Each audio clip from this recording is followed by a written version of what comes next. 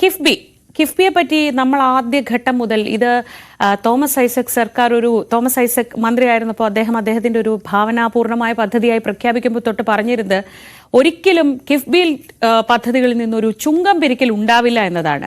അങ്ങനെ ഉറപ്പിച്ചു പറഞ്ഞിരുന്ന സർക്കാർ നിയമസഭയിലടക്കം അങ്ങനെ ഉണ്ടാവില്ല എന്ന് ഉറപ്പിച്ചു പറഞ്ഞ പദ്ധതി ഇപ്പോൾ എന്തുകൊണ്ടാണ് ഇങ്ങനെ ഒരു ചുങ്കം പിരിക്കുന്നതിലേക്ക് പോകുന്നത്? അത് പ്രധാനപ്പെട്ടൊരു ചോദ്യമാണ്.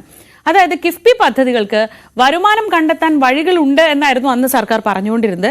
അതിനായി ചൂണ്ടിക്കാട്ടിയതാവട്ടെ കെ-ഫോൺ, ഇൻഡസ്ട്രിയൽ പാർക്ക്, അങ്ങനെയുള്ള പദ്ധതികൾ. പക്ഷേ ഇതൊക്കെ വെള്ളത്തിൽ വരച്ച വരയായി മാറിയെന്ന സത്യം കൂടിയാണ് ഇപ്പോൾ പുറത്തു വരുന്നത്. കഴിഞ്ഞ തിരഞ്ഞെടുപ്പ് കാലത്ത് പിണറായി സർക്കാരിന്റെ തുരുപ്പ് ചീട്ടുകളിലൊന്നായിരുന്നു കെ-ഫോൺ. കേരളം മുഴുവൻ മികച്ച ഇന്റർനെറ്റ്, പാവപ്പെട്ടവർക്ക് ഇന്റർനെറ്റ് സൗജന്യം, വൻകിട കമ്പനികളുടെ കുത്തക അങ്ങനെ തകരും. സ്വപ്ന പദ്ധതിക്കായി കിഫ്ബിയിൽ നിന്ന് അങ്ങനെ 1059 കോടി രൂപയുടെ വായ്പ അനുവദിച്ചു. എല്ലാ വർഷവും 100 കോടി വെച്ച് 13 വർഷം കൊണ്ട് തിരിച്ചടയ്ക്കണം. പക്ഷേ വരുമാനം കാര്യമായിട്ടൊന്നും ഇനിയും ആയിട്ടില്ല. അതുകൊണ്ട് ഇതുവരെ തിരിച്ചടവ് തുടങ്ങിയിട്ടുമില്ല.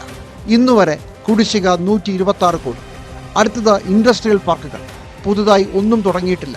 അതുകൊണ്ടുകൂടി കിട്ടിയ തുക 0. ചുരുക്കത്തിൽ സ്വന്തമായി വരവൊന്നുമായിട്ടില്ല. ആകെ ആശ്രയം സർക്കാരിൽ നിന്ന് കിട്ടുന്ന ഇന്ധന സെസ്സും റോഡ് ടാക്സിന്റെ പകുതിയുമാണ്. കഴിഞ്ഞ വർഷം ഇത് 3230 കോടിയായിരുന്നു. ഇതേ വർഷം പുതുതായി കടമെടുത്ത തുക 5804 കോടിയോളം രൂപ. ഇതുവരെയുള്ള കിഫ്ബിയുടെ കഥയെ നമുക്കിങ്ങനെ ചുരുക്കി പറയാം. 67,000 കോടിയിലധികം ചിലവ് വരുന്ന 1140 പദ്ധതികൾ. അതിനായി ഇതുവരെ 33,000 കോടി ചിലവിട്ടു. അനുവദിച്ച പദ്ധതികളിൽ 99% ഉടനെയെങ്ങും വരുമാനം തരാത്തവ. ഇതിനൊക്കെയുള്ള പണം കണ്ടെത്താനുള്ള വഴിയായി ആലോചിച്ചു വെച്ചിരുന്നത് പ്രത്യേകം കടമെടുപ്പായിരുന്നു.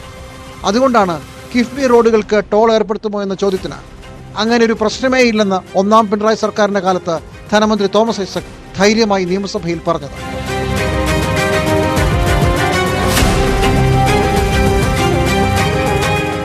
തിരിച്ചടവിന്റെ 25% സ്വന്തമായി കണ്ടെത്തുമെന്ന് പിന്നീട് കിഫ്ബിയുടെ CEO വെച്ച് കാച്ചിയതും അങ്ങനെ ഒരു അവസ്ഥ വരില്ലെന്ന് കരുതിയാണ്.